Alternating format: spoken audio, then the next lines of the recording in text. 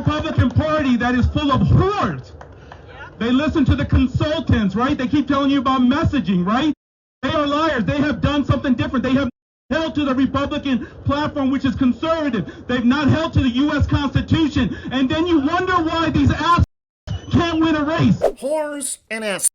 In Colorado, that is a local Republican district leader by the name of Anil Matai. He and other far-right Republicans descended on the state Republican Party headquarters and demanded that the state Colorado Republican chair be replaced. In their view, this Republican chair and the Republican establishment has been too moderate and not conservative enough. A lot of Republicans are looking up and trying to figure out what to do now that the Republicans did not do so well in the midterm elections, particularly in the state of Colorado. And again, these conservatives, far-right conservatives who rallied and spoke in the back of a flatbed truck with the American flag next to each other, they say that the Republican Party needs to be more extreme, not less. And to underscore this, another speaker is named Richard Wyatt. He's a former gun shop owner and had a reality show on Discovery TV. He said that everybody who wants change should be carrying firearms. Get up and do something every single day to protect our rights in this country. How many of you right now, don't answer this, are carrying a gun? If you're not, shame on you. That is a right that you have to carry a gun in this country. And when you don't do it, you lose the right. A right is like a muscle. If you don't exercise it, it goes away. Well, that guy actually knows a lot about what can go away because he just got out of federal prison. That's right, Richard Wyatt, a former gun shop owner, former Discovery reality TV star. He spent a couple of years behind bars after being convicted on selling firearms without a license, conspiracy, and tax evasion. He allegedly, did not report more than $1 million in income to the Internal Revenue Service. Yet, there he was, this paragon of Republican virtue, standing outside the Republican Party headquarters, encouraging the mob of right-wing conservatives to listen to what he says about the direction of their party. And he did make a reference to his time in prison. Ladies and gentlemen, please get involved, do something.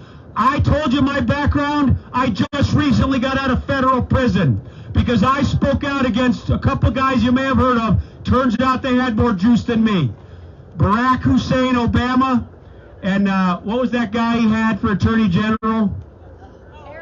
Eric holed himself up. And guess who went to prison? Me.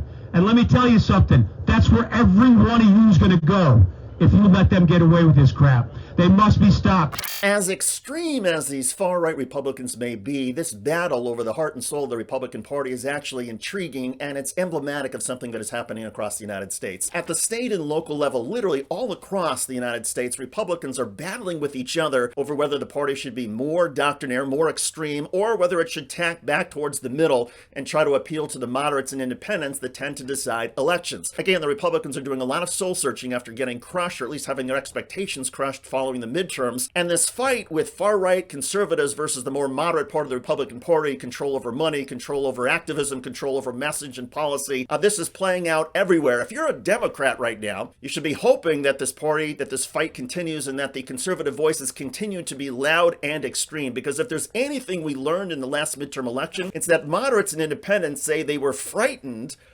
by the direction of the Republican Party, how hardcore it has been on policy against women's rights, against basic facts, and also how extreme it has been in its language that a lot of moderates and independents told pollsters they found frightening. But frightening is the direction that some of these Republicans want to take the party. It's going to be fascinating to watch. I'm David Shuster. Thanks for joining us. Tell me your thoughts in the comment section.